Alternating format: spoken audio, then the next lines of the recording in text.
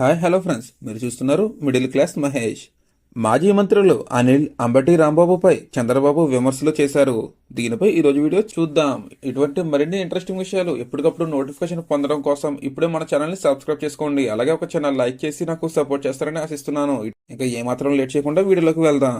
AP రాజకీయాల్లో రాజకీయ నాయకుల మధ్య విమర్శలు మరోసారి చర్చకు కారణమవుతున్నాయి. ముఖ్యమంత్రి చంద్రబాబు నాయుడు ఇటీవల అసెంబ్లీలో మాట్లాడుతున్న సందర్భంలో వైసీపీ మాజీ మంత్రులు అనిల్ కుమార్ యాదవ్, అంబటి రాంబాబుపై తీవ్ర విమర్శలు చేశారు. చంద్రబాబు మాట్లాడుతూ పోలవరం ప్రాజెక్టు విషయంపై వైసీపీ ప్రభుత్వ పనితీరును నిలదీశారు. ఆయన తెలిపిన దాని ప్రకారం తన ప్రభుత్వం హయాంలో ఈ ప్రాజెక్టు 72% వరకు పూర్తి కాగా వైసీపీ ప్రభుత్వం కేవలం 3% మాత్రమే పూర్తి చేసిందని విమర్శించారు.